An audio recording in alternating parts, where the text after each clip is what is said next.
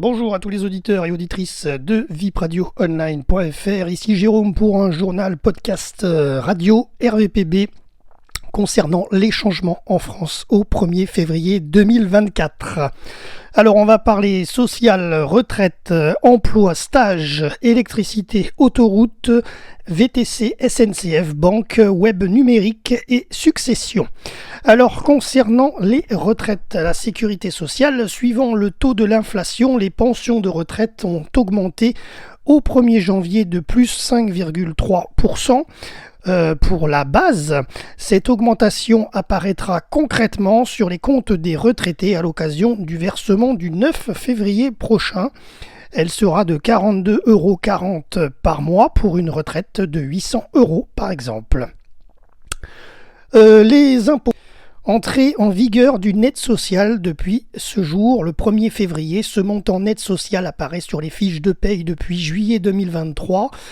Il sera le montant à communiquer à la CAF, la Caisse d'allocation familiale, pour le calcul des aides sociales comme le revenu de solidarité active, le RSA ou la prime d'activité. Ce montant est supposé faciliter les démarches administratives et limiter les risques d'erreur de déclaration et de réduire le taux de non-recours au droit, a indiqué le ministre du Travail et de la Santé et des Solidarités lors de sa mise en place. Emploi, stage, de la gratification minimale d'un stagiaire en entreprise a augmenté au 1er janvier et sera versée pour la première fois en février. Pour un stage de plus de 2 mois consécutifs, les élèves et étudiants toucheront désormais 4,35 € de l'heure contre 4,05 € auparavant. Cela représente une augmentation d'environ 40 à 50 € par mois pour un stage plein. À titre d'exemple, pour un stage à temps plein du 1er janvier au 31 mars 2024, le montant total de la gratification sera de 1 948,80 €. Toutefois, selon certaines branches professionnelles, la gratification minimale peut être supérieure selon la convention de la branche ou de l'accord professionnel. Énergie, moins bonne nouvelle pour les portefeuilles des Français. Le tarif réglementé de l'électricité augmente au 1er février en lien avec la fin progressive du bouclier tarifaire. L'augmentation est de plus 9,8% pour les contrats tarifs heure pleine et heure creuse. 8,6% sur les tarifs de base, soit une augmentation totale de 44% en 2 années. Près de 20 millions de ménages sont concernés. Selon les calculs du ministère de l'économie, la hausse sera de 17,8 € par mois pour un ménage de 4 personnes avec une maison de 4 pièces.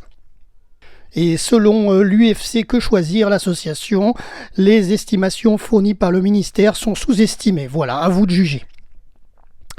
Les autoroutes, les péages, hausse annuelle des péages d'autoroute traditionnellement, donc comme tout 1er février, parmi les principaux réseaux, le nord de la France, la SANEF, va augmenter ses tarifs de plus 2,79%, la SAPN de plus 3,08% pour les véhicules de classe 1. Dans le centre-est, les autoroutes Paris-Rhin-Rhône vont augmenter de 3,02% et AREA de 3,04%. Pour l'ouest et le sud de la France, le principal concessionnaire, c'est ASF Cofiroute, Escota, Harcourt et Arcos qui annoncent une augmentation de 2,7%. Et dernière aussi info pour les autoroutes, la TMB, les autoroutes du tunnel du Mont-Blanc vont augmenter de 3,23%.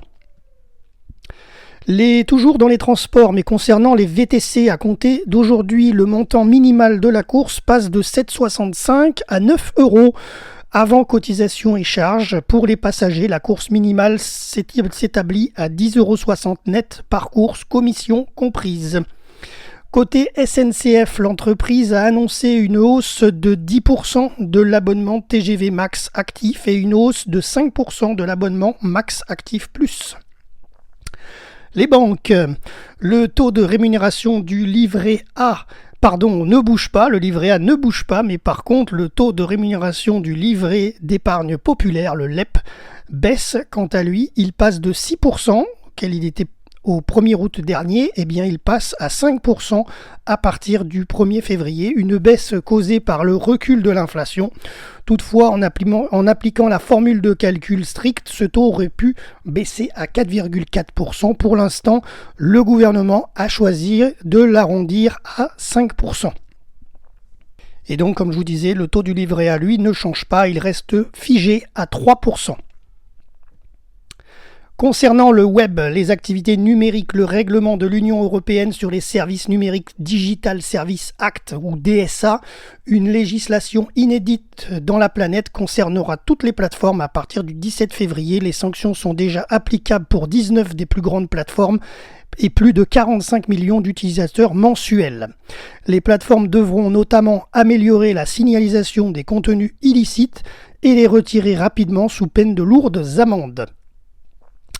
Et on termine ce journal avec les droits de succession en cas de décès d'un proche. Si le paiement des frais de succession provoque des difficultés financières pour l'héritier, celui-ci peut demander un crédit de paiement à Bercy.